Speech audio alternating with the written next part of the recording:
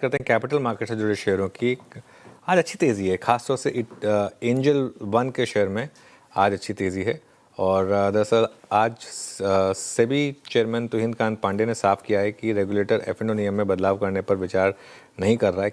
क्या कहा रेगुलेटर ने, आइए समझते हैं यतिन से। यतिन, गुड आफ्टरनून, बताइए क्या कहा गया है मेन। जी, सेबी चेयरमैन ने एक इवेंट के साइडलाइंस पे काफ़ी अच्छी कमेंट्री की है और काफ़ी सारे मुद्दों पे उन्होंने बातचीत की प्रेस के साथ। अगर हम पर्टिकुलरली एफ&ओ मार्केट्स की बात करें तो लोगों ने उनको पूछा कि क्योंकि एफएम ने एसटीटी बढ़ाई है और कहीं ना कहीं स्पेकुलेशन को जिम्मेदार ठहराया, तो सेबी इस मामले में क्या कर रही है, क्या संज्ञान लिया गया है। तो उन्होंने कहा कि एफ&ओ नियम जो है अभी हाल फिलहाल के लिए कोई बदलाव यहाँ नहीं करने वाली है सेबी।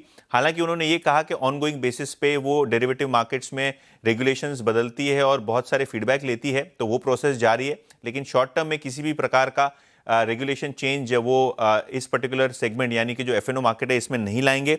इसके अलावा अगर हम बॉन्ड मार्केट्स की बात करें, खास करके म्यूनिसिपल बॉन्ड्स हों या बॉन्ड मार्केट्स की स्ट्रेंथनिंग की बात हो, तो बजट में ऑलरेडी इसके बारे में एफएम ने कहा है और सेबी चेयरमैन का मानना है कि बॉन्ड मार्केट को और डेवलप करने की यहाँ गुंजाइश है और कहीं ना कहीं इसकी और लिक्विडिटी और डेप्थ और अवेयरनेस बढ़ाने की ज़रूरत है। इसके अलावा एसएलबीएम मार्केट पे भी रेगुलेटर ने कहा है कि यहाँ भी लिक्विडिटी बढ़ाने के लिए रेगुलेटर ठोस कदम उठा रही है और एसएलबीएम मार्केट जो stock lending and boring market है, यहाँ भी काफ़ी मजबूत कदम उठाए जाएंगे आने वाले समय में।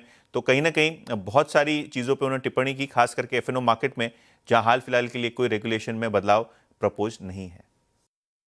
We are looking at derivative markets in a very methodical manner and based on data and others. And at this moment, we are not contemplating any measures. And whatever framework that we have put in place, that will continue. Liquidity improve करना हमारे जो market में, cash market में, वो बहुत important objective है हमारे लिए, क्योंकि उससे बहुत सारी जो लिक्विडिटी की इश्यूज, लिक्विडिटी टर्नओवर बढ़ने से मार्केट की जो स्ट्रक्चर है वो इम्प्रूव होती है। कि जहां आप एसटीटी की बात कर रहे हैं उसमें भी थोड़ा सा ज़्यादा डिफरेंशियल भी क्रिएट हुआ है between the cash market and the derivatives market.